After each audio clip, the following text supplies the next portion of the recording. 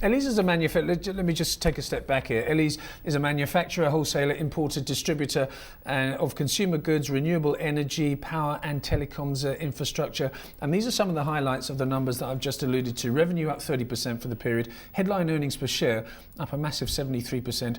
And a dividend was declared of 10 cents. In the Joburg studio is the CEO of Ellies, and that's Wayne Samson. Wayne, you seem to be bucking the economic trend at the moment. Congratulations. Thank you very much. Yeah, we're very thrilled with the results, and it goes to prove, you know, as a company, if you're looking at new avenues of business where we believe there's sustainability over the next 10, 20 years, you can grow your business even these times as we're living now.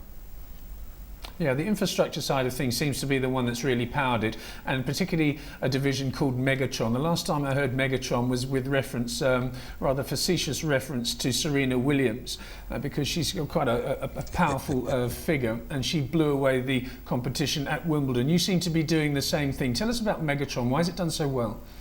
Megatron's done well. We acquired Megatron in 2008, and it was based in the infrastructural electronics business, mainly on mini substations and medium voltage switchgear, etc.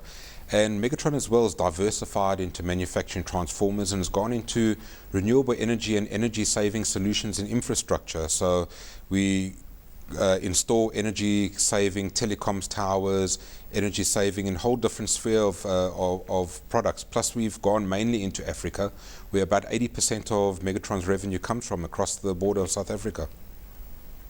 Okay, so that's interesting. This has been a theme that's come up over the last 4 or 5 months since I've been on CNBC, and we talk to companies that are based in South Africa, and okay, South Africa's ticking along. It has got growth at least, even if it is only projected to be 2.5%, something like that in 2012. But most people say, yes, we are a South African company, but we cannot ignore what is going on north of our borders. When you acquired the organisation, did you have that sort of presence, or has it been something that you've initiated? No, they had a presence around about 30%, but it's a well-run division run by Ryan and Deirdre Otto, and really they've put a lot of effort in and had a concentration on growing business into Africa with different offerings. And I'd like to believe that we've got unique end-to-end solutions and offer all the larger corporates over there turnkey solution. Tell us a little bit more about it, because on this, in the short time that we have on Power Lunch every day, 1 hour, we tend to focus on the bigger companies on the JSE. So companies like Ellies often slip through the radar, or slip through the net, if you like. So tell us a little bit more about Megatron. You talk about telecom towers and that sort of thing, and energy saving. Can you, in a nutshell, can you give us exactly what the offering is?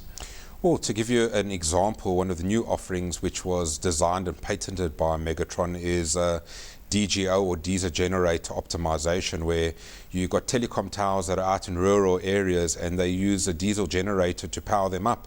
Now they only use 3 kilowatts of power, and the diesel generator is 15. Normally your 12 kilowatts gets wasted. We put that power into unique GE batteries.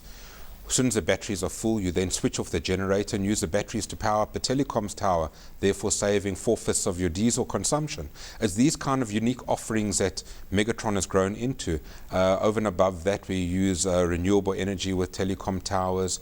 We've also gone with switchgear, now manufacturing the Motherwell switchgear locally in South Africa. And so with turnkey solutions, not only in telecoms, but in the larger mining companies in Africa, we offer turnkey solutions from overhead power lines to substations, mini substations, switchgear, and offer them a full and complete offering. What about consumer goods? I mean, that is dwarfed somewhat by the infrastructure division that you've just described, but also a meaningful contributor. What happened over the period? Well, the traditional Ellies are still 2/3 of the revenue and profit. On the traditional Ellies product, it has been rather flat, a little bit of an increase there. But Ellies as well has gone into renewable energy and energy saving, where we've seen fantastic growth. Just last year, October, we went into our energy saving devices being LED globes, CFLs, energy efficient shower heads, and it's proven to be fantastic. We've rolled out our shop within a shops in the mass build sector. They're fantastic. They're growing month on month, and we're going to be rolling out a complete 55 stores. And over and above Massmart, we're putting our LED lights into other retailers as well. We also, in our consumer division, had our Eskom Power Project Project Power Save, where we used our core competencies being our installers, where we went to 710,000 homes, took out the inefficient lighting products and shower heads, and installed energy efficient products. So the retail sector, the consumer sector as well, is going to have a nice growth into the future. Yeah, I mean, how big is this now? Energy saving, obviously there's all sorts of talk about various of our natural resources that are going to run out, water being one, but also the energy crisis was brought to the fore 4 or 5 years ago when we had a 2 or 3 day shutdown in the mining industry. But is this here to stay now? Or is this just a fad that you're sort of grabbing onto its coattails, if you like? Is this going to be a growth market for many years to come, is what I'm really trying to say? At Ellies, we see it as a growth market for the next 10, 20 years plus. We don't believe that just building on power stations is a sustainable solution. And it's one thing to look at an energy producer and say, well, you've got to give the power stations, but we've got to have a look into our homes and into our businesses as well to find out how we can save power. Because at the end of the day, your consumer and your business is paying for this power. And as you pay for it, your costs are going to go up.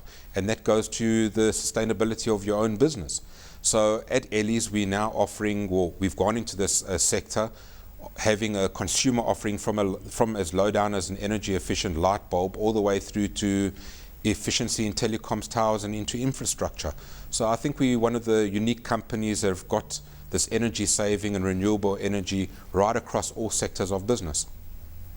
Okay, let me tell you the last sentence of your prospect statement, if I can, Wayne. You say the following: Ellies will continue to seek new opportunities in the markets in which we operate, as well as expand on existing relationships and core businesses skills to ensure increased shareholder value. Quite a sort of broad statement, but basically you're saying we're going to build on what we've got at the moment, expand into new jurisdictions and geographies, and expand our customer base as a result. Is it as simple as that?